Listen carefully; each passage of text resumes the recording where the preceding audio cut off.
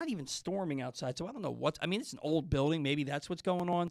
I have no idea. But we're going to try and keep pressing along here on the bat around. Zach's going to go ahead and get our next guest on the line for us. Zach, what's going on?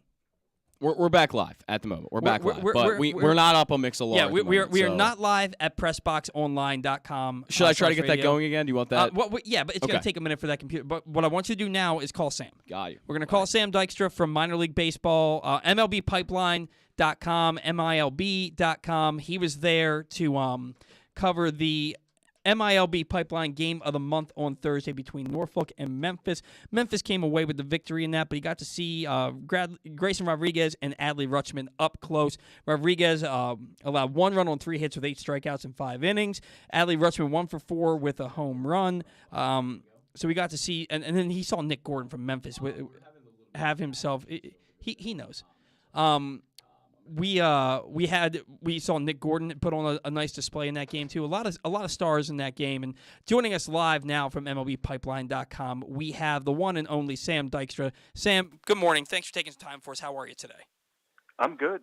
Thanks so much for having me. Yeah, sorry that we got to you a little late. Like I said, we've been having some power outages here. Hopefully that's behind us now.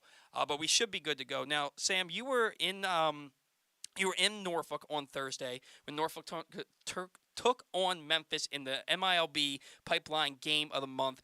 You got a front row seat for Grayson Rodriguez, Adley Rutschman, Nick Gordon. But we're not going to talk about Nick Gordon today. We're going to talk about Grayson Rodriguez and Adley Rutschman. How dominant did Rodriguez look? 8 strikeouts in 5 innings, only 3 hits and 1 run allowed. Yeah, I mean, it was one of those starts where you could tell he looked a little uncomfortable early. I think that was because it was a rainy morning in Norfolk. There was a lot of debate as to whether the game was actually going to happen. It was a 12:05 start. But as he settled in, like you mentioned there, 8 strikeouts over 5 innings, that put him in a tie for the AAA lead. His stuff seemed to really settle in as it went on. He was around 94, 96 with the fastball. He was dialing it up to 97. The changeup was getting strikeouts and whiffs. The curveball seemed to be on as he got along. He was gaining velocity. He looked very much the part of the top pitching prospect in baseball, which is what we had him coming into the season. Now, with a guy like Grayson Rodriguez, the stuff looks just about major league ready. What more does he need to do? How much more does he need to prove at the AAA level before it's time to get him the call-up? I mean, a big thing for him is just expanding his workload right now. A lot of people I was talking to about that game it was kind of interesting that Matthew Liberatore was allowed to go so deep in the game. He went 6 innings, 105 pitches. Grayson Rodriguez only went 5 and was lifted after 81 pitches. I think the big thing for him is just getting more and more experience at AAA, working deeper into games, seeing batters at that level a second or third time through the lineup. The reason why they're kind of holding the brakes on him right now, he hasn't thrown that many innings in pro ball, considering his career high is 103. So if Grayson Rodriguez is somebody you want pitching in the major leagues in September and late in the season, you're going to pull the reins a little bit now and give him shorter stints. I think once he starts to get to that 5-6 inning level, I think that's when he gets the serious green light to go to Baltimore.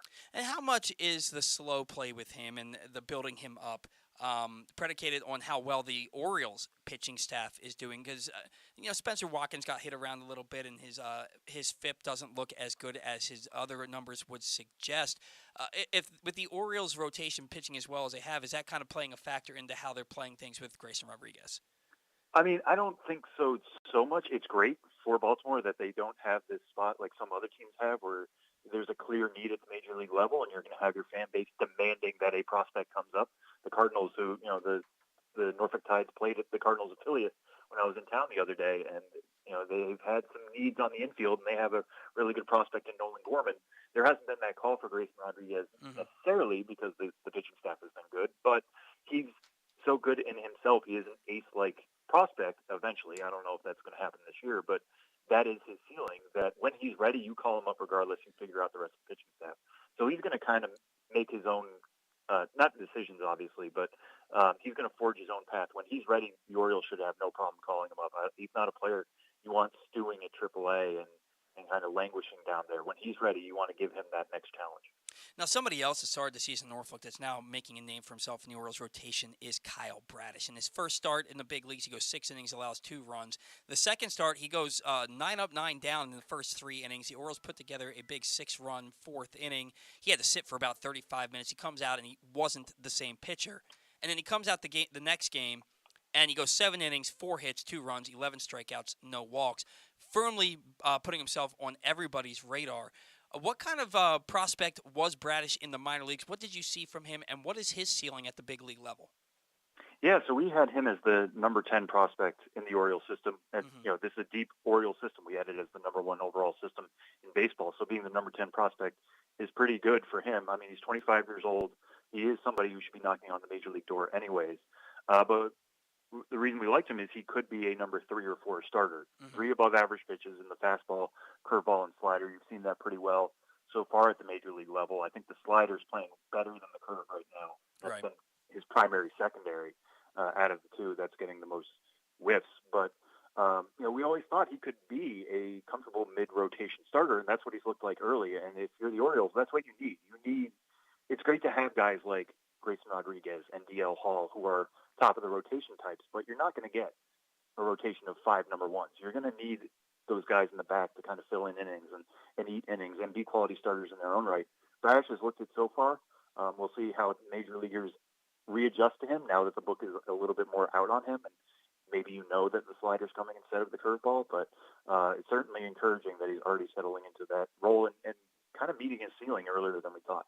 Yeah, he's looked really good to start his big league career to this point.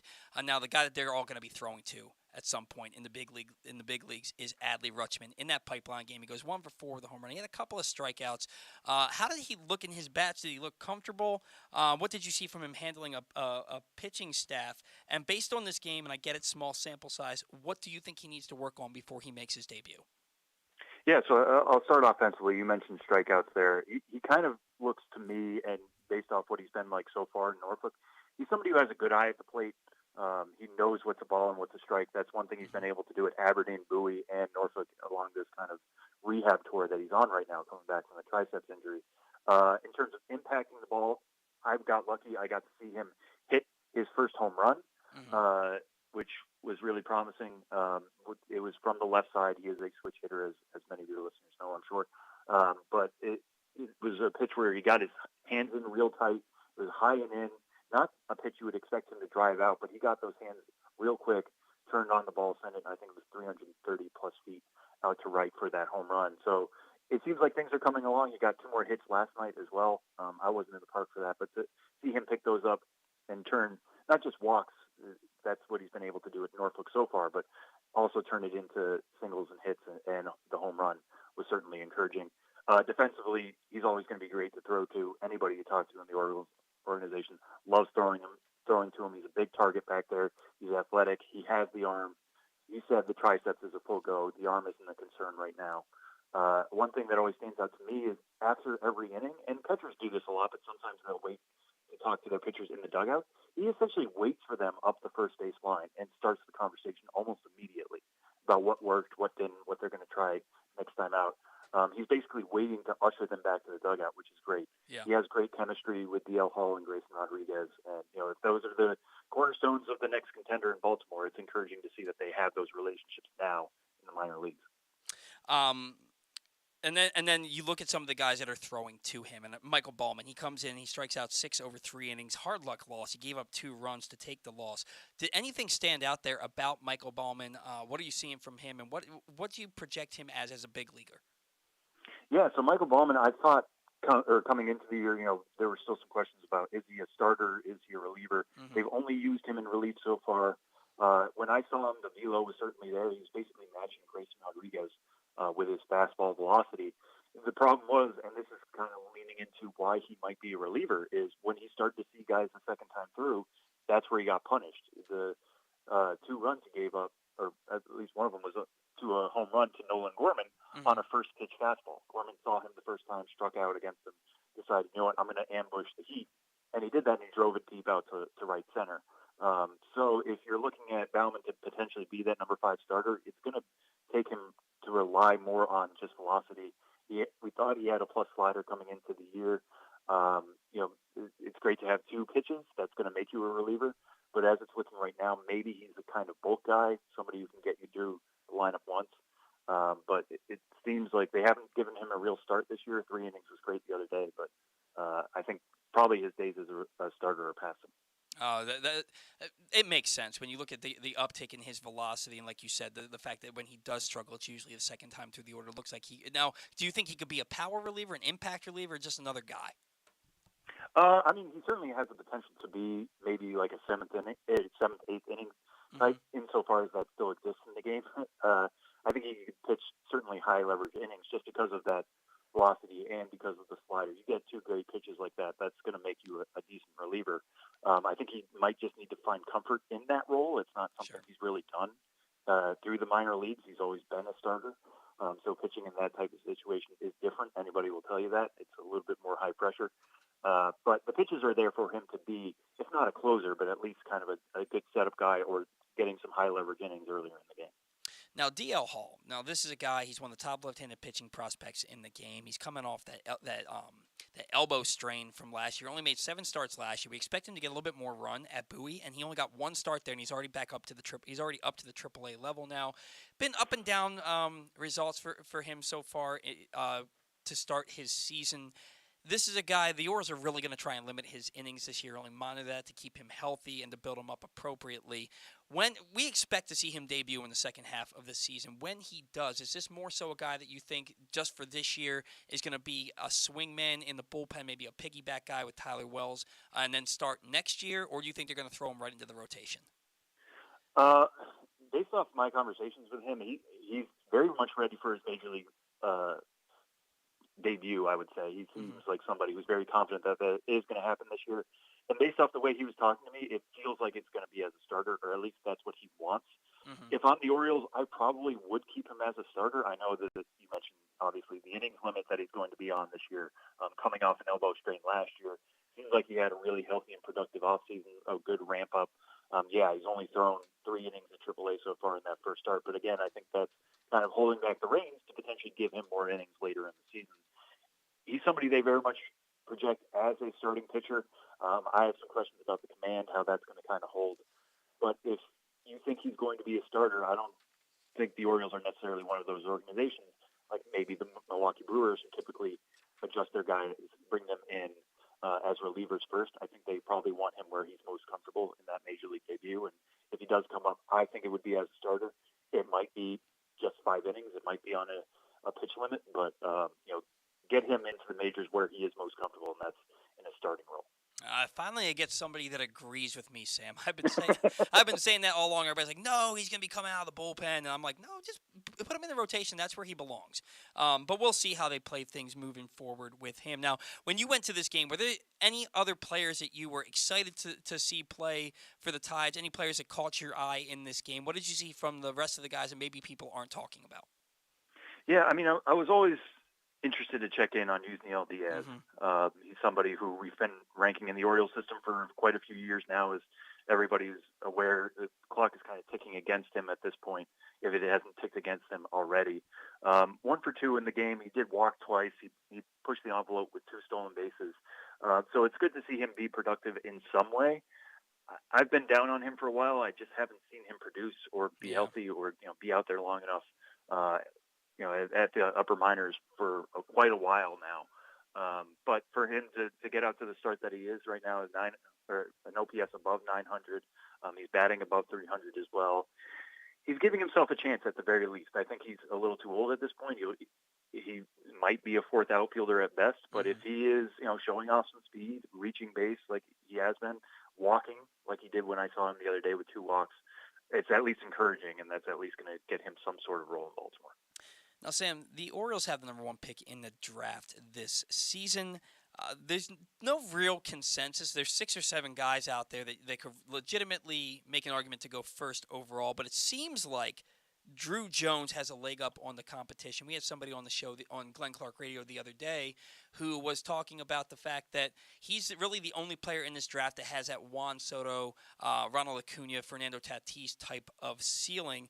The Orioles tend to take college bats, but would they take a guy with such high upside like Drew Jones?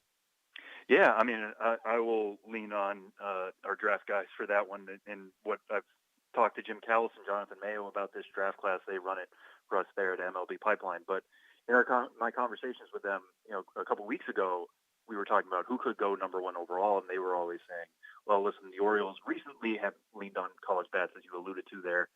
So it makes you immediately think of a Brooks Lee, a Jacob Berry type. That seemed to be a good fit for what they've done recently. But in his most recent mock draft, Jim Callis went with Drew Jones. It's kind of getting to the point where, yeah, you might not find everybody agreeing on who is the top overall prospect in this class, but pretty consistently, it's been Drew Jones. He's a really quality defender, not a surprise given who his father is. He's a really good hitter. The power might be above the bat. The run is a 70 grade tool on the 20/80 scale. Wow. All the pieces are there for him to be a major piece of the outfield. And if you believe in him that much, I mean, I'm a big proponent of taking the best player available to you. That's what the draft is there for. Baseball is different than football or basketball in that you're not filling holes. It's going to be a while until you see these guys. Might as well get a potential superstar if you have that first overall pick. That's no slight to some of those college guys I mentioned before, but Drew Jones just screams that potential to be a superstar with all the 5 tools that he has. And based off Jim's mock, it seems like maybe the Orioles are trending that direction and giving it serious thought and moving away from that college route. Now, Sam, you're in the business. A guy like Drew Jones, he's a high school prospect, and he's going to take some seasoning once he gets to pro ball. What is the timeline on a guy like Drew Jones? We saw Bryce Harper and Juan Soto make their debuts at 19 years old. Do we have a similar timeline for Drew Jones, or is this a guy who you think probably is going to take 3 or 4 years? Yeah, I would say probably 3 years at least. Again, he's great. He's going to know pro ball better than most draft picks in his class because of his father, and he's going to know what those lower levels are like. I know Andrew Jones has been, he's worked with Braves prospects in the past. I remember Ronald Acuna Jr. coming up and Andrew Jones working with him. He had a pretty quick move up through the minor leagues as well. But even then, you just don't see, I know Bryce Harper, like you mentioned, moved quick, and Juan Soto moved quick, but Juan Soto had a couple of years on him being an international signee. Right. It's going to take, at best, you're looking at Drew Jones being at single A, high A the first year, double A, triple A the second year, and really knocking on the door in that third year. That would be a quicker timeline than we're seeing a lot of guys, and that would be great for him, but saying he's going to make the major leagues at 19, I think, is putting too heavy an expectation on him. Yeah, I would tend to agree with you, but you got to ask when you see all these other guys making those debuts that early. Now, the last thing I want to ask you about is Gunnar Henderson, who is on fire at the Double-A level. He's 20 years old. He's tied for the league lead, I believe, in walks. He seems to walk twice every game. He's batting .304. He's playing really good defense. Where do you most publications, I believe your publication as well, has him as the Orioles' number 3 overall prospect. How good can Gunnar Henderson be, and do you expect a promotion to Triple-A before too long this season? Yeah, I mean, that was the funny thing about being in Norfolk this week is talking to the folks, and they were like, oh, we're so excited about the prospects that have been sent here to begin the year. The Orioles haven't always sent their top prospects to Norfolk. Everybody kept quoting Manny Machado, skipped over Norfolk, went straight from Bowie to Baltimore. Right. And I said, listen, Gunnar Henderson's coming. I mean, he's another really good prospect for them. We have him at number 62 overall. He's a power bat first. You mentioned that he's added some patience this year, which is certainly encouraging getting to Double-A. Sometimes that's where guys can really get fooled and get too swing heavy. It doesn't seem to be the case with him. What's encouraging for me is that he's splitting time between shortstop and third and getting a little bit more time at third base, which I think is probably where he's going to end up. The arm certainly plays there, but there were some questions about, is he good enough to be a shortstop full time? Is he too big for that position? Yes, we're seeing bigger and bigger shortstops by the day now, but I think he's a more comfortable fit at third base, and the fact that he's handling that and producing at the plate is certainly encouraging. I think Norfolk is certainly well within his target before maybe the end of June, we'll see how that's going to go, maybe around the All-Star break. But for him to do that already, he's turning 21 in late June. That's huge. He's getting there before Adley Rutschman did, if you want to put it that way. Wow. And yeah, the power is certainly going to play for him. It's just what happens to that patience when he goes up against pitchers with even better command and taking those 2 walks a game. We'll have to see. But certainly encouraging signs for Gunnar Henderson in the first couple weeks of the season. And I know I said that was the last question, but if you bear with me, you can't mention Gunnar Henderson without talking about Jordan Westburg. And Jordan Westburg played at 3 different levels last year, had a lot of high hopes coming into this season, and maybe he would possibly debut for the Orioles in the second half of the season. Got off to a slow start there at Bowie. The bat's really been coming on the last few games for him. Where do you rank him in? You don't want to compare the players, but in regards to Gunnar Henderson, and where do you think that he slots as a major league player? Yeah, I mean, Jordan Westburg, I think, has a better chance to stick at shortstop. I think that's part of the reason why Gunnar Henderson's moving back and forth. Mm-hmm. He's a little bit more athletic, a little bit more of a run tool. We had him at the 55 level on the 20/80 scale. That's above average. Good arm, good fielding ability. He's going to be decent with the bat. I think expecting him to come flying out of the gate like Gunnar Henderson did might be a little unfair, because at his best, he's just going to be average hit tool, average power. Mm-hmm. It's the athleticism on the other end that really gives him that extra kick and can make him a solid major leaguer. I don't think he's going to be, a great shortstop, top 5 shortstop in the major leagues, but he could be that solid guy you want there at short. Maybe somebody like Dansby Swanson for the Braves. Okay. Obviously, that's worked out pretty well for them. I know Dansby Swanson came in with a lot of hype as a top 100 prospect and a number 1 overall pick in his own right, but who he's been at the major league level is a somewhat decent hitter, a good defender, and now a good defender on a World Series winning team. Maybe the Orioles get to the point where they don't need Jordan Westburg to be a superstar. They just need him to be a solid player at a premium position, and he has the capability to be that. Yeah, and that reminds me, and maybe he profiles a little bit better, but it reminds me of a guy that I accidentally sent a text to you that was meant for him, and that reminds me of Mike Bordick, who was a 260, 270 hitter with the Orioles. Not a ton of power, but really solid defensively. And when you had the rest of those power bats around him, he fit into that mold really nicely. Is that a favorable comp for Jordan Westburg? It could be fair. I'm not. I know I dropped Dansby Swanson there for a second. I'm not always great on comps just because every player is different and right. Want to kind of keep them in their own box. But yeah, I mean, I think that's fair.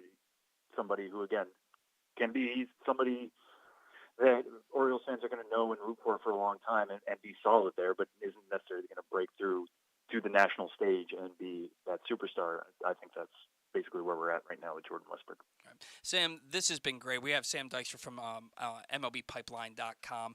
What can we plug for you before we let you go today? Yeah, I mean, just keep an eye out on MLB.com/pipeline. We did the MLB Pipeline Game of the Month this week. In Norfolk, we're going to have some more stories coming out of that. I did a Q&A with Adley Rutschman. We're going to be typing that up, so that's on the site. That's also on our Instagram channel right now. You can view that. I did a pitching tutorial with DL Hall that will be coming out hopefully in the next week or two, breaking down all of his individual pitches, so I'm sure Orioles fans will want to read up on that, including the fact that he threw a knuckleball in high school and he said he does not want to throw it anymore. It's too bad because I would love to see it. Yeah. But yeah, one of the great things that we're doing right now and something I'm very excited about is bringing MILB games to MLB TV. So if you have a subscription to that, they're going to be free to watch through that. We're trying to spread as many minor league games as we can, get them in front of as many eyes as we can, because it's never been easier to watch minor league baseball and get to know these guys, as I'm sure a lot of Orioles fans are doing, trying to get to know these guys before they make the majors. And where can our listeners give you a follow? I am on Twitter at Sam Dykstra, MILB. Dykstra is spelled just like Lenny, but I am not related. I feel like I need to stress that in every interview I do. Oh, I hear you. All right, Sam, that was excellent stuff. Thank you so much, and we'll talk to you down the line, all right? All right, thanks so much. All right, take care. Sam Dykstra from MLB Pipeline joining us today to talk about their Pipeline Game of the Month the other day that featured Adley Rutschman and Grayson Rodriguez, amongst others, and the prospects and who he thinks could go number 1 overall to the Orioles. Today's show brought to you by the Live Casino and Hotel in Hanover, Maryland, the best place for the The best place for the NBA playoffs and all the big upcoming events is the FanDuel Sportsbook at Live Casino and Hotel Maryland. You can bet on every sport with 61 self-service kiosks, open 24/7, and watch all the action from the best seat in the house. There are some huge events happening this month, including the NBA and NHL playoffs, the PGA Championship next week, where Phil Mickelson will not defend his title, the Champions League final, and the Gervonta Davis-Rolando Romero fight. Reserve your spot in the FanDuel Sportsbook for all of these events right now by emailing events at sportssocialmd.com. That's events at sportssocialmd.com. We have to catch another break. When we come back, the payoff pitch around the league and Orioles banter. That and more on the Bat Around.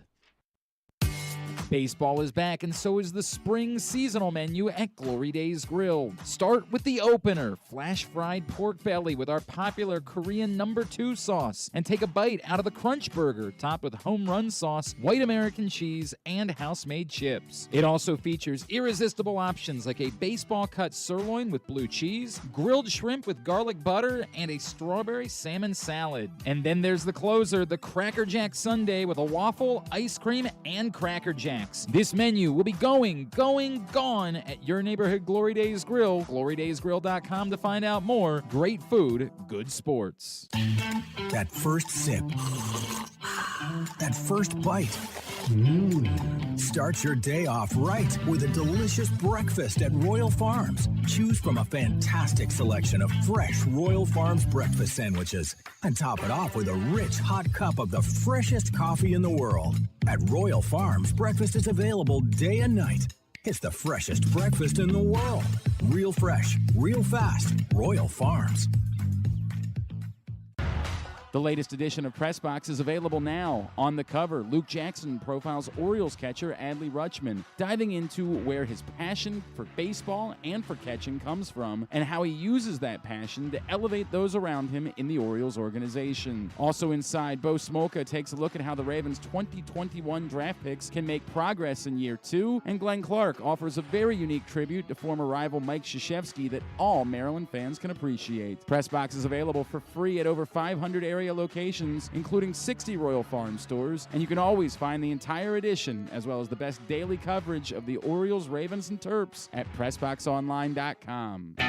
Stan the Fan here, welcoming back one of my favorite sponsors, the Costas Inn. And everybody around Baltimore knows the Costas Inn is a great place to go and grab crabs, steaks, salads, soups, whatever's on your mind to eat in person. But did you know that the Costas Inn has upped their game? They are now one of the premier takeout places in Baltimore. Give them a call now to order your food, 410-477-1975. That's the Costas Inn, over 4100 North Point Boulevard. Answering Baltimore's calls for help, running in when others run away, working together toward one shared vision for a thriving city. That's your Baltimore Police. But the department needs more good people, people like you. Join a proud new generation of Baltimore Police and make an active difference in your community. Start with competitive wages and excellent benefits on day one. Join for good at bpdrecruit.org.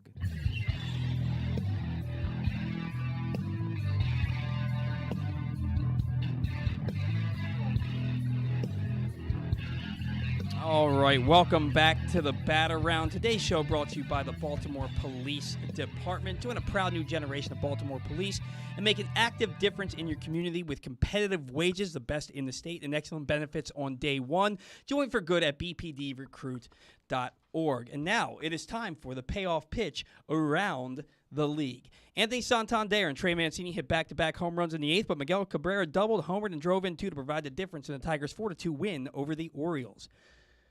I don't know why. I just ran up and down stairs, so I'm a little out of breath. Mike Moustakas homered twice to back Tyler Mahle's 6 solid innings as the Reds won for the 6th time in 8 games after their 3-22 start, defeating the Pirates 8-2. Pablo Lopez struck out 11 over 7 innings of 1-run ball, but Corbin Burns was just as good, going 7 innings of 1-run ball himself, and former Oriole Tanner Scott took the loss after allowing a run in the 9th as the Brewers topped the Marlins 2-1. Yordan Alvarez hit his 11th home run, and Jose Altuve and Yuli Gurriel added homers of their own as the Astros handled the Nationals 6-1 for their 11th straight victory.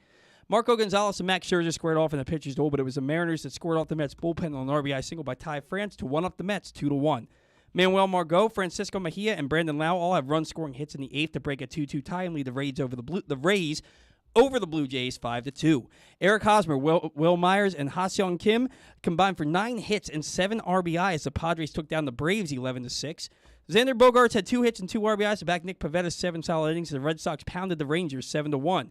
Gary Sanchez homered, doubled, and drove in 3 to help the Twins beat the Guardians 12-8. Zach's crying. The Yankees got homers from Judge, Stanton, Donaldson, and Gallo to improve to a Major League best 24-8 as they cooled off the red-hot White Sox 10-4. Mike Yastrzemski homered, walked twice, and drove in 2 as the Giants handed the Cardinals their 5th loss in 6 games, 8-2. 5 Orioles players had multi-RBI efforts as Kansas City pounded out 18 hits, including 7 for extra bases, to win a slugfest with the Rockies 14-10. Brendan Rodgers doubled twice, homered, and drove in 4 for the Rockies in the loss. Ketel Marte singled and doubled twice to pace the offense as the suddenly not terrible D-backs defeated the suddenly terrible Cubs 4-3. Andrew Velasquez homered, and Chase Silseth allowed just 1 hit over 6 shutout innings to lead the Angels past the A's 2-0. And in an instant classic, Bryce Harper had 2 doubles and a home run, driving in 2. But it was Nick Castellanos who provided the heroics with a 2-run double and then scoring on a stolen base and an error in the 10th inning to lead the Phillies over the Dodgers 12-10. Dodgers loaded the bases in the bottom of the 10th inning with nobody out and only scored 1 run on a Mookie Betts double play ball. And Zach has what's on tap for us here today in Major League Baseball. And Bryce Harper, by the way, did all of that with a torn UCL. He's got a torn UCL right now, which is crazy. We talked about before in the show how hard he plays and everything. It's wild that he's playing with torn UCL. But anyway, as far as Saturday goes, we got a lot of good games on tap today. The Giants and the Cardinals, 2:15 at Busch Stadium. Jacob Junis against Dakota Hudson. Padres and the Braves at 4 o'clock. Sean Manaea and Charlie Morton. Morton off to a pretty bad start to the year. He's got a 5.65 ERA, 2-3 for the 15-18 Braves. Angels at A's at 4 o'clock. Jonathan Diaz, Paul Blackburn. Blackburn's 4-0 with a 1.74 ERA, one of the best starters so far this year. Is an Oakland A, which is quite surprising given the struggles of the team. They're 14-20. The 14-19 Baltimore Orioles will take on the 10-23 Detroit Tigers as Bruce Zimmerman, the Baltimore product, takes on Michael Pineda. Zimmerman's going to look to keep going on what's been a very good start to the season for him, and he's taken over for John Means as the Orioles ace, looking to keep that going. 2.67 ERA this year, and he's simply been fantastic. He'll keep working this year and try to beat Michael Pineda today. Blue Jays and Rays, Hyunjin Ryu against Ryan Yarbrough at 6:10 Tropicana Field. Rays off to a 20-13 start. Jays are 17-16. A little bit of a struggle for the Jays so far, but the Rays are off to a great start. Brewers have Eric Lauer on the mound. He's 3-0, 1.82 ERA against the Marlins. Trevor Rogers, the lefty-lefty matchup there at 6:10 at Lone Depot. The Reds and the Pirates at 6:35. Luis Castillo, he's looking for a bounce-back start against Zach Thompson. It was a 7.08 ERA. With the struggling Pirates, not entirely surprising there. The Pirates have been a little bit better than maybe some people should have expected, but Zach Thompson, not one of the better starters in this rotation. He'll go today. Astros, Nationals, 7:05 at Nats Park down in the district. Christian Javier, Eric Fetty, both off the great starts in the year. Javier, 8.83 ERA. Eric Fetty, 3.90, both off the great starts. We'll see who wins that matchup at Nats Park today. Astros have been great as of late. They're 22-11. Probably going to win that AL West division pretty easily. Red Sox and Rangers. The Red Sox have been struggling mightily, are going to throw Rich Hill against Glenn Otto of the Rangers, 7:05 at Globe Life Field. Mariners, they'll play the Mets at 7:10. The Mets are going to look to bounce back. They've had a few rough games here and there lately, but George Kirby, the rookie, is going to go against Chris Bassett, who came over in that trade from the A's earlier this year. Cleveland, they'll take on the Twins. Shane Bieber looking for another bounce-back start after he gave up 7 earned in his last start against Devin Smeltzer of the Minnesota Twins. Yankees and White Sox, good matchup here. Jordan Montgomery, Dallas Keuchel, 2 lefties will go at it. The Yankees, they're 24-8, best team in the league. They'll look to keep it going. Cubs and D-backs, Kyle Hendricks, Zach Gallen. Gallen is off to one of the best starts of the year. 0.95 ERA, 26 strikeouts with a 2-0 record. For the 18-15 D-backs, as Paul mentioned, not too bad of a team, but 8-10 Cubs at D-backs at Chase Field. Royals and Rockies, Carlos Hernandez, German Marquez, 8-10 at Coors Field. The Rockies, 500 record at 16-16, not too bad for what you could have expected from Colorado this year. Angels and A's, game 2 of that doubleheader at 9:40. Might not start at that time. We'll have to see what happens. Usually those doubleheaders are a little bit weird with that, but Michael Lorenzen and Adam Oller will go to battle. And then finally, Phillies and Dodgers to close out the night at 10-10. Ranger Suarez, Julio Urias. Urias, 20-game winner last year. Only got 2 so far on the year, but he's got a 2.10 ERA. Phillies at Dodgers, 10-10 at Dodger Stadium. That's what we got on SAP. All right. Thank you very much, Zach. The payoff pitch around the league today was brought to you by Pressbox's Glenn Clark Radio, which is the definitive place to find the best daily discussion of Baltimore sports.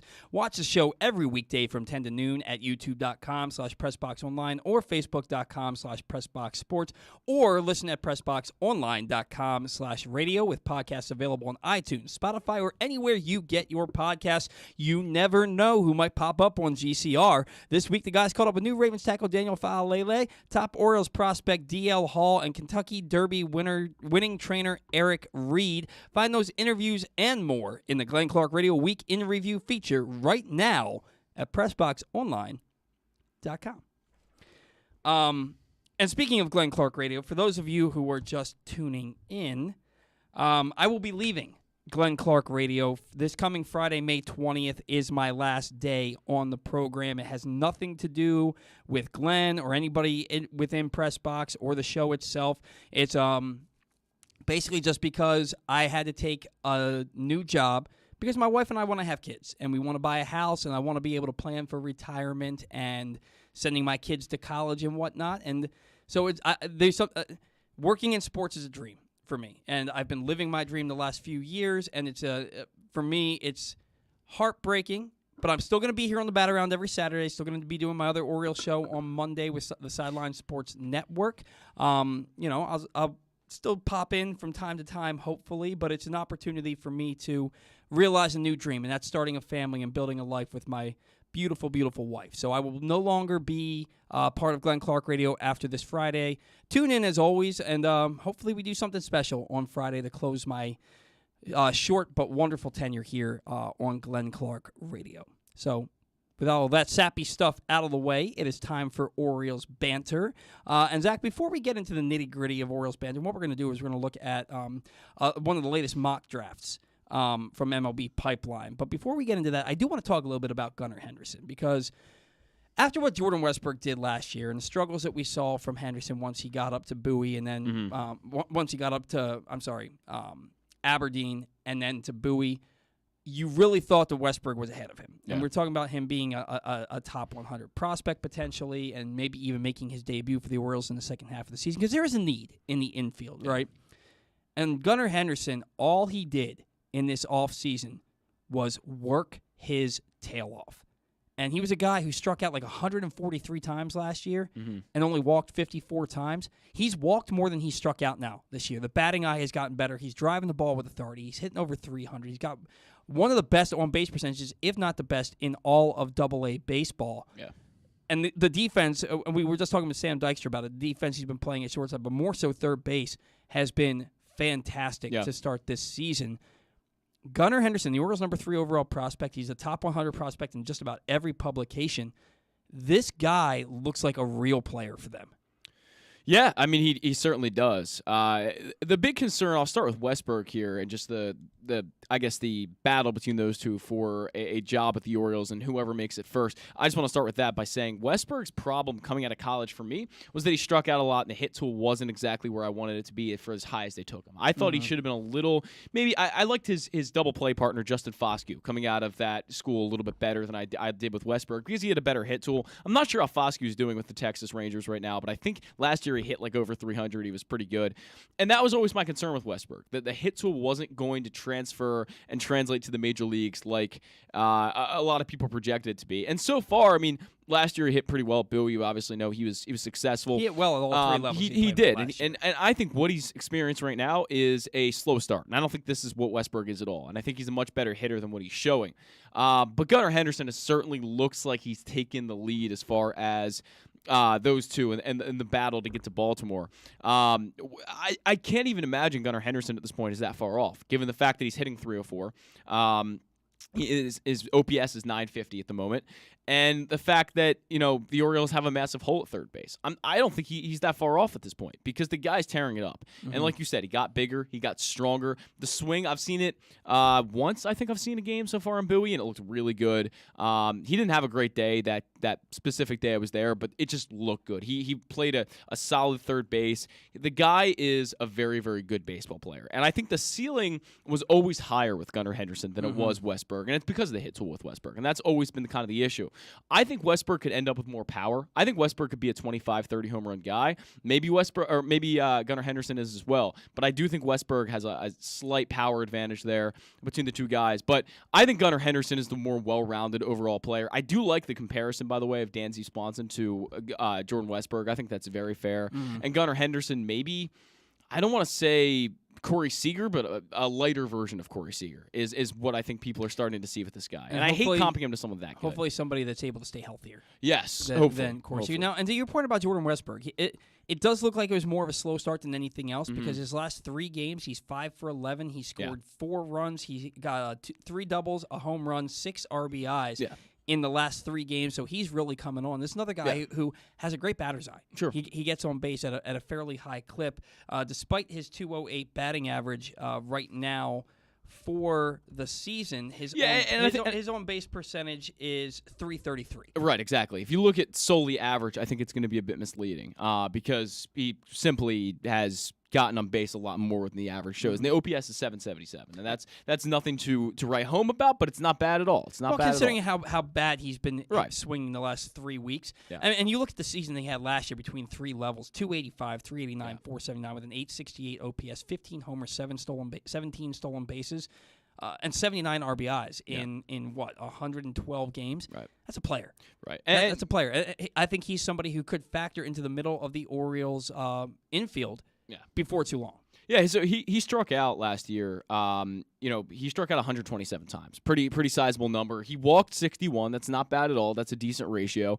But if you look at the college numbers, 39 to 69 strikeouts in 2019 in his last full season. Obviously, 2020 when he was drafted was not a full season. He played 16 games. Not a great sample size there. But the strikeouts were high, and they continued to be high last year. But now you're looking at a 20 to 34 ratio, which is very impressive. That's for AA baseball.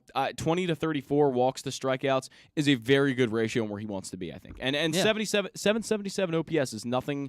It's nothing to be ashamed about. It's fine. And the Orioles have, and forgive me, the names are like, they're hard names to pronounce, so I can't even remember them. The 2 new Orioles hitting coaches that they have at the major league level. I'm gonna pass on that one. but they got 2 new guys who are younger.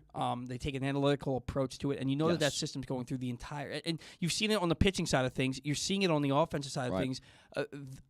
From the major league level on down, guys are walking more and striking out less. Now, the Orioles are striking out still at a pretty high clip, but a guy like Anthony Santander, I think he's got as many walks this year as he had all last year. I was just going to say, he is at 19 already, and he was at 23 last year, so he's almost there, and he's got 19 to 26 strikeouts. Very, very nice ratio. Yeah, so you're seeing it up and down the system, and the people that are like, they don't have a plan, Mike Elias doesn't know what he's doing, it's right there in front of your eyes for you to see.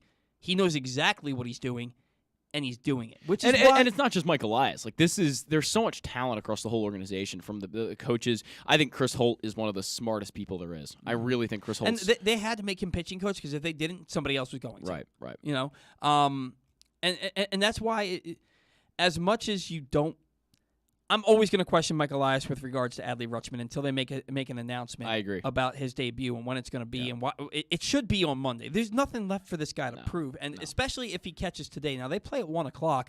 I'd imagine that lineup's got to be out. I'll check on it for you by now. But if he's catching, I think that should signify that he's got an opportunity to debut on Monday. There is no lineup, which I think is kind of curious, given the fact that they're an hour away from game time. If they do actually play at 1:00, I don't know the start time for them, but there is no lineup out yet. That is a bit curious. Yeah, that's surprising. It is. It makes you wonder if there are plans.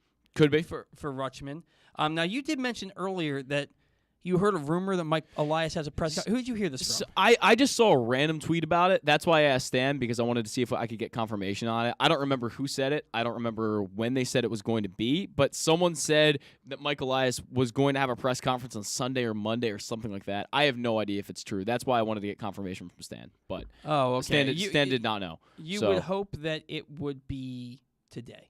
That right. You would hope that would be. I mean, this would be a perfect day to announce this, right? Like you've got Monday coming up.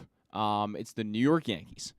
You're probably going to fill that ballpark pretty high if you announce Rutschman is coming up. It's just going to happen. And what I wanted to talk about more in my sounding off segment was that the Orioles in recent years, if you look at their social media team, not good at all before like 2019, and then they got really good, and now they're very, very, very talented. And that you see a lot of the stuff coming out, and the Orioles' social media is fantastic compared to what it used to be. And I think this would be just a huge miss for them if they weren't promoting this. And obviously, it's not their decision; it's not their social media team's decision, but it comes from the top that once Mike Elias says, okay, this is time to bring Rutschman up, they need to get on it, and they need to market the hell out of this thing. Like, they need to make this the biggest event to happen in Baltimore since, maybe Manny Machado's debut or something like that. Like, this has got to be the biggest marketing effort the Orioles have ever had. I mean, He's this is pounding such a his big fist deal. on the table. It's important. I really think it's important. I think you've got to let people know. Run TV commercials. Adley Rutschman's coming, right? Like, you remember Jesus with cleats with absolutely. Matt Wieters, and that's the kind of thing that I think people need to feel about Rutschman, and I think there are a lot of people that do feel that way. But you'll get some fans who just have heard the name. They don't really watch baseball. Maybe they don't know it, but they've heard the name, and they know this guy is supposed to be the face of the franchise for the Baltimore Orioles. Run TV commercials. Put billboards out there. Notify people. Let them know. I think it would be a huge miss if they didn't. Yeah, I 100% agree with you, and I think if they're making an announcement tomorrow, that might be too late. That announcement is going to be for Friday. I can't imagine. See, I don't know if they'll announce it that far ahead. I can't imagine that you'd announce on Sunday that Rutschman is debuting on Monday. Now, look, when they announced Wieters, they got 11,000 walk-up tickets sold. Exactly. That day. But that was on a Friday when he debuted. And maybe that's what they're going to do again. A lot of people seem to think that the Orioles' 30th anniversary celebration is on Friday. Guys, it's not. It's not. I don't know where people got this idea, because I've heard it from more than one person. Their 30th celebration is and has always been on August 6th against the Pirates. Yeah, I was going to say. And they probably wanted to do it on a date when they thought they had a good chance to win, playing the Pirates. So it's August 6th. This Friday, they are doing a giveaway. It's a 30th anniversary tumbler that they're giving to the first 10,000 fans, but it is not the Orioles' 30th anniversary celebration. And some guys on the radio yesterday on a different station were talking about how they can't imagine them debuting Rutschman on the 30th anniversary celebration because they don't want him to steal the thunder. Well, they're not, because there's no thunder to be stolen. So I can 100% see it being on Friday. Sure. I hope not, because Zach and I have tickets for Monday. Right. So we'll find a way to get to the ballpark. If the game is on Friday, I have to convince my wife that it's okay for me to miss work for us to get this new puppy on Friday, but not okay for me to miss the Adley Rutschman debut. I have to find a way to convince her. Hopefully, if I say, babe, I'm the host of a baseball show, and we have a show tomorrow, I can't not be at this game. Adley Rutschman. She'll be understanding, but I don't think so. I really don't think so. But we'll see. We'll see. In the meantime, the Orioles have the number 1 overall pick in the draft, just like they did with Adley Rutschman in 2019. And it's looking like the number 1 prospect is Drew Jones. And I'm looking at a mock draft by Jim Callis that just came out on May 11th, so just the other day. It was Wednesday. He has the Orioles taking Drew Jones, and he says, the Orioles have narrowed their field to the top 4 high school players, Jones, Elijah Green, Jackson Holliday, and Tamar Johnson, who are also the top 4 prospects on the draft top 150, and a couple of college options, presumably Cal Poly shortstop Brooks Lee and Louisiana State third baseman outfielder Jacob Berry. If they look to do a discount, Berry theoretically would save the most money because he's most likely to slip into the 6 to 10 range. Yeah. With that in mind, it's only May. You do a draft show with Matt Pine, right? Are you doing that this year? Not be doing it this year, given my affiliation. Are you still are you still paying as much attention to it? Oh, very. Well, that's part of my job, so. Oh, yeah, that's true. I pay a great deal of attention. Do you think the Orioles do something they haven't done in years and go a guy like Drew Jones, number 1 overall? I do. I think that's going to be the pick. If I was projecting it right now, I think that would be the pick. And the reasoning for me is that Mike Elias, I really think, wanted to give an influx of college talent that was closer to the major league level in the past few years because the Orioles were so depleted, especially at the higher levels. I mean, AAA was so depleted for them in the past few years, especially you look at 2019, 2020. Obviously, they didn't play in 2020, but what would have been the roster would have been pretty depleted. And I think that Mike Elias really wanted to inject guys quickly. And guys like Rutschman and Heston Kjerstad, even though he hasn't played, but even Colton Cowser, all of those guys are very polished, and they're very safe. And Mike Elias is saying, okay, maybe not the highest ceiling with a guy like Colton Cowser, but a really high floor. So you're getting a guy who maybe he's not going to be a superstar, but we know he's going to be a pretty good Major League Baseball player. So that is kind of been the approach for Mike Elias. But now, with the way the Orioles farm system has been built out, I think you're willing to take on a little more risk. And I think that's the way Mike Elias is going to think. Drew Jones, 5-tool player. I mean, he's got everything. Is he a center fielder? He is a center fielder at the moment. And I with Sam mentioned it earlier. With a 70 on his run tool, he's going to stick there. There's very little chance he won't. And the guy does everything well. The biggest concern for me right now is Drew Jones is where the body's at, because if you look at him, he's a pretty skinny, small guy at the moment. And I think it might take if he's 18 years old right now, if he gets into the minor leagues next year or even this season, if they decide to start playing him immediately after he's drafted. I think there could be some struggles just based on the way the body has yet to fill out. But when he fills out, and there's so much projection left of that body, but when he fills out, the guy's going to be a monster. I mean, he's going to be an absolute monster. And he's going to show off every tool at basically every level. I think will be pretty quick to the majors. My guy that I really like in this draft is Tamar Johnson. I think Tamar Johnson is a very, very talented player. Well, they have one here. Jim Callis said that Johnson is the best pure hitter to come out of the prep ranks in years. I would personally take him number 1 overall if I was the Orioles. But I think the reason there is just that, he's probably a 70 on the hit tool. The power isn't really there, but of course it could develop. The biggest concern with him is he's a second baseman most likely in the future, and he's one of those smaller guys. I think he's 5'9", 5'10", which Drew Jones is not a super tall guy either. But just the height concerns and just maybe the overall power concerns are where you start to drift away from taking him number 1 overall, but the hit tool's there. The guy has a gorgeous swing if you've seen it. Super rhythmic. I mean, the guy, he does everything so super well in high school right now, and he's playing in Georgia, obviously, which is a great competition he's playing against. So maybe he's an option for the Orioles. You look at Jacob Berry, switch hitter guy. He's a switch hitter and a guy who's a ton of power from both sides. I've seen some home runs he's hit from the left side. He's just unbelievable power. Now, Jim Callis has the Cubs taking Tamar Johnson at 7th overall. Okay. But he has him as his number 3 overall prospect. Okay. Now, why would he fall that far? Could be a money issue, I guess. Maybe, he significantly wants, a great deal over slot, and maybe teams aren't willing to pay him that much in the first 6 picks. I have no idea with this in this scenario, but that certainly could be the reason. Now, the guy we were talking about last year at this point was Elijah Green. Now, he struck out quite a bit last year on the spring circuit. How's he looking this year, and why has he fallen off our boards? So what I've heard a lot about Elijah Green is just the strikeouts have been, the swing and miss, and just the bat to ball skills maybe not being where people want it to be. But obviously the arm is like top tier. The fielding is great, and there's a ton of raw power. But it's just the bat to ball skills. The contact is going to be where he'll fall short a little bit, I think.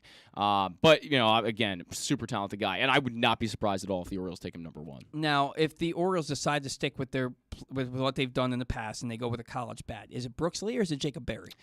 Yeah, I'm not a big Lee guy myself personally. I would probably take him more in the 6 to 10 range than I would 1 to 5. Jacob Berry, maybe I'm a little more inclined to look at in that 1 to 5 range. There's not a huge separation between either of them. Brooks Lee plays a more premium position, so maybe Brooks Lee would be the guy the Orioles would look at number 1. And especially with Mike Elias' affinity for college infielders, that could certainly be where they go number 1. But I still think Drew Jones is the pick. I really think he's the runaway pick at the moment. Yeah, I think that's who everybody's getting super excited about at this point. Now with Brooks Lee, is this a guy where it would take him 3 years to get to the majors, or would he be a quick mover? I think it depends on how quickly the body fills out. I think that's, like I said, the biggest thing for him is just, there's so much projection left, but it's Talking just about Brooks Lee. Oh, Brooks Lee. Sorry, I thought you Yeah. meant Drew Jones. Brooks Lee, yeah, he'd be a quick mover. I think he's one of those guys where the bat-to-ball skills are already very developed. He's already a pretty solid fielder at short, and I think he's going to stick there. The arm plays there. It's just going to be whether, how well he's obviously going to compete at the higher levels, but I think he can move very quickly. Now, I said that about Colton Cowser, and he's struggling pretty mightily at Aberdeen, so you never know. But I think Brooks Lee could move very quickly. I think Brooks Lee is kind of on the same tier as like a Colton Cowser. Like, he's not that number one overall guy. He's more in like that 5-6 kind of range. But the Orioles could certainly go under slot and grab one of those guys. It's a little concerning to me, and I get it. It's his first full year pro ball. We haven't hit the warmer months, and maybe the bat will come on more. Yeah. But it's concerning to me how much Colton Cowser's struggling. I agree. At high A right now. I feel like this is a guy for where they took him and what his hit tool was supposed to be. Right. I feel like he should be a guy who's dominating. Yeah. High A pitching, and he's just not. I agree. He's hitting 237, really struggling right now. A lot of guys' averages are really. Kobe Mayo's average is really down. Maybe the competition is higher than we expect. Let's talk to Manfred about the ball. Right. Maybe it's the ball. I don't know. But a lot of these guys now, Cesar Prieto, not him. He's not struggling. Is he hurt again? Because I know he went on the IL. He played a game, and then he wasn't in the lineup 2 days ago. And not only that, he wasn't listed as a bench player. He's not listed on the IL for me. For Aberdeen. No. So maybe it was just an omission by accident. But the shocking thing there is the 7 home runs. Yeah. For Prieto. Well, he's facing competition that's beneath him. Definitely. And this is one of those things where once he gets back onto the field regularly and the bat gets going again, he's going to move to Bowie here pretty quickly. Yeah. Maybe by the end of the month. He just turned 23 as well on May 10th. And this is a guy who the Orioles expected to move quickly because of his age and how much he's been playing in the Cuban series. Yeah. So I'm excited to see what his ceiling could be and where he could end up with the Orioles. Excellent stuff, Zach. Really appreciate it. What I need you to do is I need you to reprint the live read for Pressbox because this is what you gave me for the print edition. Okay. I can just pull it up on the computer and read it from here if you want, if that works for you. We'll do that when we come back from the break. We are hitting our third break of the show. Today's show is brought to you by the Live Casino and Hotel in Hanover, Maryland. The best place to be for the NBA playoffs and all the big upcoming events is the FanDuel Sportsbook at Live Casino and Hotel, Maryland. You can bet on every sport with 61 self-service kiosks, which are open 24/7, and you can watch all the action from the best seat in the house. There are some huge events happening this month, including the NBA and NHL playoffs, the PGA Championship next week, the Champions League final if you're into soccer, and the Gervonta Davis-Rolando Romero fight. Reserve your spot in the FanDuel Sportsbook for all of those events right now by emailing events@sportssocialmd.com. That's events@sportssocialmd.com. When we come back, we will close things out with Take to Rake and our final thoughts. All that and more here on the Bet Around. Sports fans, the wait is over. The all-new FanDuel Sportsbook is now open at Live Casino and Hotel in Hanover, Maryland. This is your chance to win big right in your own backyard. Bet on every sport with self-service kiosks and watch all of the action from the best seat in the house. Make every moment more at the all-new FanDuel Sportsbook at Live Casino and Hotel in Hanover. Please play responsibly. Gambling problem? Please call 1-800-GAMBLER or visit mdgamblinghelp.org. That first sip. That first bite. Start your day off right with a delicious breakfast at Royal Farms. Choose from a fantastic selection of fresh Royal Farms breakfast sandwiches and top it off with a rich hot cup of the freshest coffee in the world. At Royal Farms, breakfast is available day and night. It's the freshest breakfast in the world. Real fresh, real fast. Royal Farms. Answering Baltimore's calls for help, running in when others run away, working together toward one shared vision for a thriving city. That's your Baltimore Police. But the department needs more good people, people like you. Join a proud new generation of Baltimore Police and make an active difference in your community. Start with competitive wages and excellent benefits on day one. Join for good at bpdrecruit.com. PayOff.org. The biggest pro wrestling stars today and all time all have one thing in common. You've heard them on Jobbing Out. Matt and Nick Jackson, the Young Bucks. Thanks for having us, man. Appreciate it. The great Kurt Angle. Thanks for having me on the show. I appreciate it. Matt Riddle. Yeah, man. Thanks, man. The champ, Drew McIntyre. Oh, thank you for having me. The great Ron Simmons. Keith Lee. Appreciate you guys having me, man. Bill Goldberg. My pleasure. Charlotte. Thank you so much for having me. Mick Foley is with us. This is the greatest name for a wrestling show I've ever heard. MJF. I'm glad you're happy I'm on this show because I'm freaking miserable. Le champion! Chris Jericho. Le champion. AJ, Aaron, Brandon, and Glenn are talking pro wrestling every week on Jobbing Out. Find it at PressBoxOnline.com/radio, iTunes, and SoundCloud. The latest edition of Press Box is available now. On the cover, Luke Jackson profiles Orioles catcher Adley Rutschman, diving into where his passion for baseball and for catching comes from and how he uses that passion to elevate those around him in the Orioles organization. Also inside, Bo Smolka takes a look at how the Ravens' 2021 draft picks can make progress in year 2, and Glenn Clark offers a very unique tribute to former rival Mike Krzyzewski that all Maryland fans can appreciate. Press Box is available for free at over 500 area locations, including 60 Royal Farm stores, and you can always find the entire edition, as well as the best daily coverage of the Orioles, Ravens, and Terps at PressBoxOnline.com. Sports betting has come to Maryland, and we're ready to help you win some money. Tune in for Simply the Bets with Glenn Clark and Paul Valley every Tuesday morning at 11:40. FanDuel Sportsbook GM Bruce Billick and VSiN's Aaron Oster join the guys every week to give you all of the info you need and even a few winners. So come win some money with us on Simply the Bets every Tuesday at 11:40 a.m. Brought to you by the FanDuel Sportsbook at Live Casino and Hotel Maryland. Listen at PressBoxOnline.com/radio. Watch at YouTube.com/PressBoxOnline. The Toyota Tacoma comes in a wide range of models and trim lines. You can choose the perfect Toyota to reflect your unique personality and driving habits. Check out buyatoyota.com for deals on new Tacomas from your local Toyota dealer today.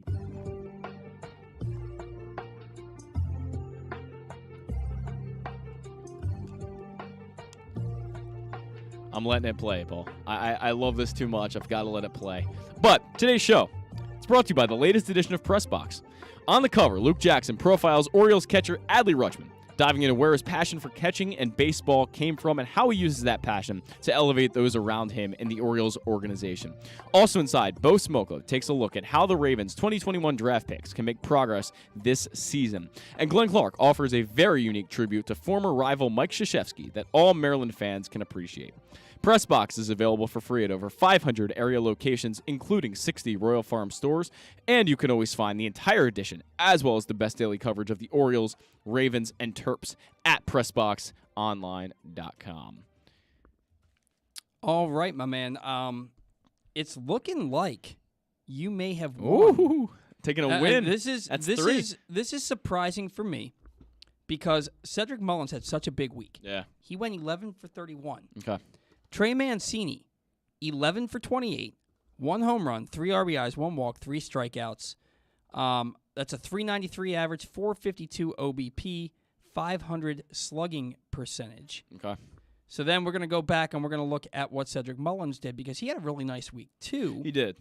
Cedric Mullins, over the last 7 games, 11 for 31, 3 runs, 1 home run, 4 RBIs, 1 walk, 4 strikeouts, 3 stolen bases, 355, 375, 484, and an OPS close to 900. And then we're going to look at Ryan Mountcastle, who barely played the last few games. I should have done this last night. Zach said he was going to do it during the show, so he should have done it during the show at some point. I didn't know who he took. That was the problem. That's why. Yeah, it's honestly it's not a big deal at all. I'm thinking that you may have won by the skin of your teeth for the second straight week, but we have to see how Ryan Mountcastle did just to say that we looked at it. Ryan Mountcastle this past week. By the way, little tidbit here while you're looking for that. He only had 11. Well, no. Go ahead. What's the little tidbit? Since May 3rd, Austin Hayes, Trey Mancini, and Cedric Mullins lead the American League in batting average. They're the top 3. That's crazy. So, yeah, there you go. That's awesome. Since May 3rd. May 3rd, Cedric Mullins, Austin Hayes, and who? Trey Mancini. And Trey Mancini. Trey Mancini's been on fire He recently. has. I mean, He people has haven't been talking enough about it. Ryan Mountcastle went 6 for 16 Okay. with a double, 1 run scored, and 4 RBIs this week. What is 6 divided by 16? 375. Trey Mancini wins. Okay. You won for the third straight week. Third straight week. So now you're 3-2-1 to my 2-3-1. Somehow. I got to step my game up. Mm. It's your pick. I already know who you're taking, so just say it. I would have taken Austin Hayes if he had not been injured, and I don't know how many games he's going to play this week. So I guess I got to go Cedric, right? Yeah. I got to go Cedric. There's no way that you were taking Austin Hayes anyway. He went I love my guy Austin Hayes. He went 0 for the series in St. Louis. He The did. bat's cooling down a little bit, and Cedric Mullins has been tearing the cover off I'll the go ball Cedric. for about 3 weeks now. There's no way you weren't taking Cedric, no matter what. There's no way. Don't lie to the people. I'll have to go ahead and take Trey Mancini. He hit a home run last night. Ride this heat wave. Maybe he's hitting 293 on the season now. Yeah, it's pretty high. Yeah, he's quietly gotten those numbers up to Trey Mancini levels, and the power's starting to come a little bit too. After hitting some tough luck to begin the year, so it's going to be. You're taking Cedric Mullins. I'm taking Austin. Just wait till I get to pick first again next Austin week. Hayes. I'm taking Trey Mancini. Just wait till I get to pick first next week. Adley Rutschman. That's gonna feel good. Yeah. F you. All right. All right. So you get to do your final thought first today. Oh, whoa, hold up. I was going to say, Take the Rake today was brought to you by Simply the Bets. Sports betting has come to Maryland, and we're ready to help you win some money. Tune in for Simply the Bets with Glenn Clark and yours truly, Paul Valley, every Tuesday morning at 11:40. FanDuel Sportsbook GM Bruce Billick and VSiN's Aaron Oster join the guys every week. A lot of times it's the assistant GM Leon Twyman who joins us from the FanDuel Sportsbook at Live Casino in Hotel Maryland. But those guys will join us every week to give you all of the info you need and even a few winners. So come win some money with us on Simply the Bets every Tuesday at 11:40 a.m. Brought to you by the FanDuel Sportsbook at Live Casino in Hotel Maryland. You can listen at PressBoxOnline.com/radio, watch at YouTube.com/PressBoxOnline, and you can also watch at Facebook.com/PressBoxSports. And every other Tuesday at 11:40, you can tune in for Weekend at Bookies as Andrew Stecca and Alloy Sports Brad Cronenthal help make you some money for the weekend. This will be my last Simply the Bets and my last Weekend at Bookies this week. Final thoughts. What do you got for me? So when Austin Hayes went down, and Ryan Mountcastle went on the injured list, the first thought that came to my mind is you've got a 25-year-old, that is hitting 327 with a 934 OPS in AAA right now. His name's Yusniel Diaz. It's time to finally get a look at Yusniel Diaz. You're getting a look at Rylan Bandham right now. It's time with Austin Hayes currently. I don't know how long he's going to be out. I'm guessing like 3 or 4 more games probably, and then Mountcastle on the injured list. It's time to give Diaz a look. You can have Nevin back up Mancini at first base. That's, you have no issues there at first base. You don't need to bring up another one. You've got, I guess not enough outfielders currently with Austin Hayes, kind of on the mend here. You have guys like Mateo and he can play outfield, but it's just not. And Owings who can play the outfield. Right. But you've got Yusniel Diaz, a guy that can come up and at least get a look at him. And he's finally performing the way that Yusniel Diaz was supposed to perform when he came over on the Manny Machado deal. It's time. Give Yusniel Diaz a look. With Austin Hayes on the mend, Ryan Mountcastle on the list, it's time. I really want to see what Yusniel Diaz can do, and I'm not expecting a lot. Like Sam Dykstra said earlier, it's more of going to be probably a 4th outfielder situation from him. But I truly believe he can be a better 4th outfielder than a guy like Ryan McKenna can. That's my opinion. Ryan McKenna, who hit 3 home runs in the game the other day. He did. You said that, so he did. Because he's putting himself back on the Orioles radar to come back I'm up not and a fan. hit 200. Although he was hitting at 260 when he went down. He was. Limited plate appearances. Right. But if he could be the player at the major league level that he is at AAA, right now, to me, all Ryan McKenna is doing is proving he's a 4A player. He is. He's like the best 4A player they have. To me, he's looking like DJ Stewart. Yeah. In the sense that DJ Stewart had more pop at the big league level, but DJ Stewart always hit at AAA. Right. He always hit. Has he even been playing down there? I know that he cleared waivers and he went there. I have no idea. I'll have to look at DJ Stewart's numbers here. But yeah, Ryan McKenna, he smashed at AAA last year. He's smashing at AAA this year. But then he gets to the major leagues, and he's not that same player. Well, we've talked over and over about how big the gap is, and that someone wrote last year that the gap has only grown ever since COVID between AAA and the major leagues, obviously. And that jump is becoming harder and harder. Ryan McKenna, he's looking like Joey Rickard to me. It's kind of the vibes I get from Ryan McKenna. Like, he's going to make some spectacular outfield plays. He's going to run around out there. But DJ Stewart's on the injured list. Is he? Okay, okay. The bat-to-ball skills are just where McKenna really lacks. And he's got a little bit of pop. I mean, he's probably, 20 to 80. He's got a little bit of pop. You sound like Christopher Walken over there. Okay. But no, I mean, he's got a little power, and he's just got to use, he's got to be able to get to it. I think the contact is where he's, falls behind, and that's where Ryan McKenna is just going to continue to struggle, I think, at the major league level. The thing with Ryan McKenna is that he can't hit an elite fastball at the big league level. Right. Because he's if it's 95 or higher, he can't touch it. Right. Honestly, if it's like 94 or higher. If he could hit the fastball, I'd have a little bit more confidence, but it's the same thing with DJ Stewart. Yeah. He would get fastballs right down the middle and swing right through them. That was getting to be a huge problem last year. Yeah. So I don't know. We'll see. My final thought has been my thought for the entire day. Quit dragging your feet. Yeah. Let's get Adley Rutschman to the big league level. There's nothing left to prove. No. Now look, the Tides play here in 50 minutes, and the lineup's not out yet. That is a very, very questionable thing. Yeah, and I don't know that it could be just a coincidence. I don't know that has anything to do with Adley Rutschman. Maybe they're trying to see how he feels before they announce that they're going to have him catch again. Mm-hmm. Maybe they're going to give him the day off and have him catch tomorrow, especially after a day game after a night game. Maybe they, honestly, if I'm the Orioles, I'm having him catch today for the Norfolk Tides. Day game after a night game, see how he handles it, and then make my decision from there. Mm-hmm. Like you said, they've had a date in their mind for the last couple of weeks. Known, right? Guaranteed that they have a date in their mind. It's on them to know. There's no way they don't know what the fan base is talking about. There's no way they don't know. Even if you're not going to debut him till Friday or Tuesday or Wednesday or Thursday for that matter, you have to tell us. Right. And if they're doing the thing where they want to sell as many tickets to Monday, just announce he's coming up on Friday and then sell as many tickets as they can there, that's a crappy thing to do. Yeah, I agree. It's a really crappy thing to do. The time has come. Get Adley Rutschman to the big league level. Quit dragging your feet. I'm not a talent evaluator, but if he says he feels 100% healthy, he's playing great defense, and we talked to Sam Dykstra, who saw him up close and personal on Thursday, and said the defense is great. He knows how to catch a pitching staff, and the bat looked really good. Did you see the home run that he hit? I did. It looked like the wind caught it maybe a little bit. But that pitch was up and in. Yeah. It was up and in, like shoulder level. Yeah. And he got his hands in, turned on it, got the barrel to the ball, and hit it over the fence. Yeah. Even Norfolk's Park is not easy to hit a home run out of. Very deep.